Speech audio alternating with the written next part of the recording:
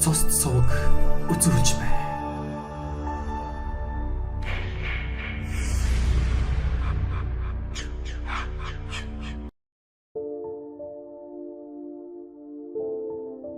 Самбуугийн ишиг буян 1957 онд төрсэн бөгөөд 1965 онд 10 жилийн 23 дугаар сургуульд орж суралцаад 1971 онд дүрслэх хурлын дунд сургуулийн уран зургийн ангид орж суралцжээ.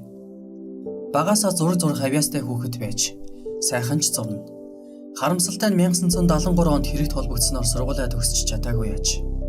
Юу болсон бэ гэхээр хишиг буян гэртээ зураг зураад сууж байтал сансарт байдаг найз нь уцтаж намайг энд хідэн залуу дээрлэхэд байна чи хүрээд ирээч гэж гуйжлээ.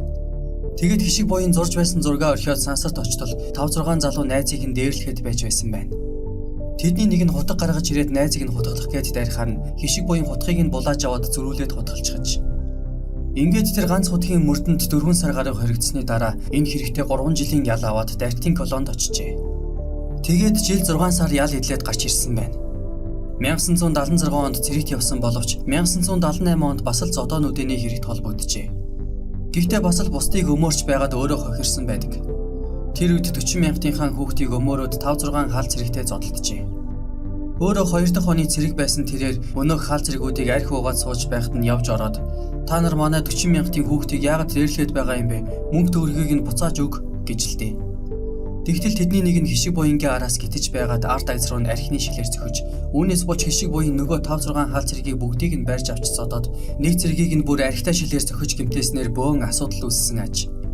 Ингээд тэр давтан хэрэгээр Майнтын шоронд очсон бөгөөд энэ цагаас хойш л буруу замаар орчихсон байна. Уг нь тэрээр сэтгэл сайтай, шударга, нөхөрсөг, бусдад тусархаг хүн байж. Үүн дээр зориг зүрхтэй гэж жигтэйхэн. Гэвч тэрхүү зориг зүрх нь түүнийг жаахан буруу зам руу хөдөлчихсөн бололтой. Хэрвээ дүрслэх хурлын сургуулиа төгсөөд зөв замаар явсан бол уран зургаар юм дуулгаж мэдгэл нөхөр байж. Мөрдөнд байхдаа саахны хайрцагн дээр хөзөр зураад хүмүүст өгдөг, ганц хуудын хянагч нар хүртэл түүгээр хөзөр болон янз бүрийн юм зурулдаг байсан байгаа юм.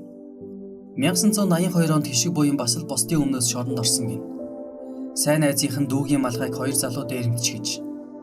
Тэгээд хишиг буян дээр ирээд миний малгайг аваад өгөөч гэж гуйхаар нь хишиг буян нөгөө хоёр дээр очиод малгайг нь нэгтэл аль хэдийн зарчихсан байж.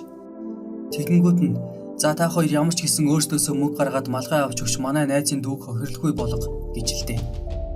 Гэтэл нөгөө хоёр ч айлаас юм хулгайч зараад малгай аваад өгчихжээ. Төлөвлөгөө хулгайн хэрэг нь илэрснээр нөгөө хоёр ч хишиг буян биднийг дарамтлж хулгай хийлгэсэн гэж цагдаад мэдүүлчихсэн байна. Ингээд мань нэр хүн дарамтлж хулгай хийлгэсэн гэдгээр мөрдөнд хоригдсон гин. Дараа нь гарч ирээд нөгөө хоёр нөхөртэйгээ архитаж байгаад та нар хүн матж шоронд хийлгэдэг ёстой өөдгүй хулгайчуд гээд байрч авч содсноор дахиад л Майнтын шоронд руу ажигджээ. Хишиг буян сайн дач тэр хоёртой архитаагүй. Цаад хоёр нь түүнээс айсандаа болоод архи авч өгч долгонсон байгаа юм. Ер нь хишиг буян дандаа ингэж бусдын өмнөөс орон шоронд орж байсан хүн аж. Үүнийг найз нөхдөнд ч батлна. 1987 онд шоронгоос гарч ирээд их сайхан томоочсон гэдэг.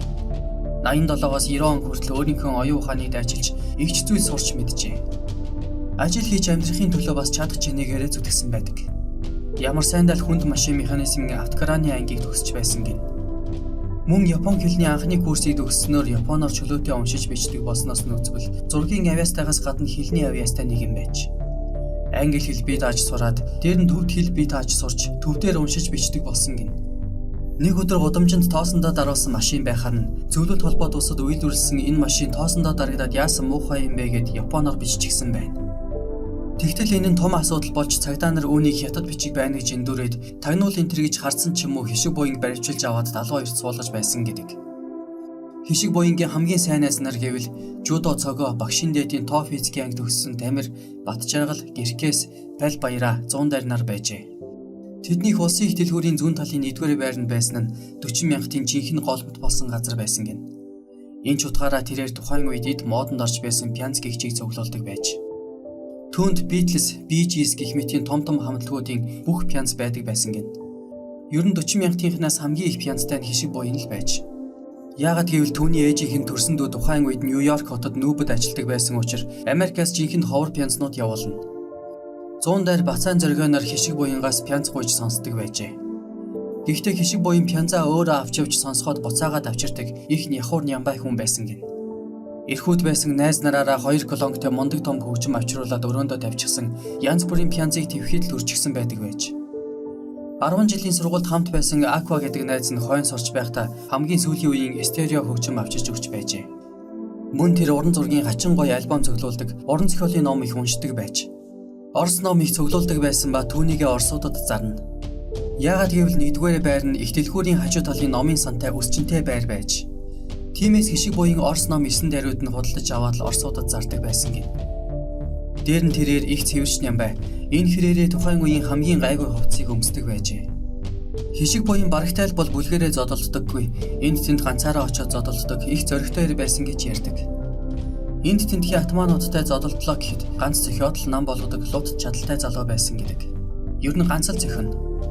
Тэгээ зодоо нүдэний хэрэгээр 2-3 удаа шоронд орсон тэрээр хамгийн сүүлд майнтаас суллагдсан. Шоронд очиод хинт ч дээрлэхүүлж үзээгүй гэдэг.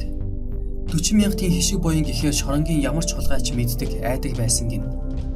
Уг нь тэрээр өөд болохынхоо өмнөх 3-4 жил арх ер нь уугаагүй яж. Угаасаа хүмүүс л толгонож арх өгдөг байсан болохоос хишиг буян архинд тэгтлээ хорхоосч байсангүй. Харин амьдралынхаа төгсгөл үед арх нилээд уудаг болжээ. Яагаад гэвэл авгаа нь Унгар руу явчихсан аж. Хишиг буян хойноос нь Унгар явтал авгаа нэг циган нэртэй суучихсан байж. Үүнээс болж мань нэр гуниж гутарсан ч юм уу дахиад арх ууж эхэлсэн байна. Ямар сайндал хойноос ирэхдээ шалс өгтөө ирж байлаа. Хишиг буянгийн нас барсан нарийн шалтгаан тодорхойгүй гин. Өөд болохынх нь урд орой Янгир рестораны цагдаа нар зодсон гэж ярьдаг. Тэгээд маргааш өдөр нь бөмбөр худалдааны төв дээр Гамбол гэдэг найзтайгаа шараа тайлж байгаад л босоогороо нас барсан гин. Нас барсныхан дараа хороон дарагд орж хорлоо ахт нь дүүч нь босоогороо нас барсан жинхэнэ эр хүн байжээ гэж хэлсэн байдаг.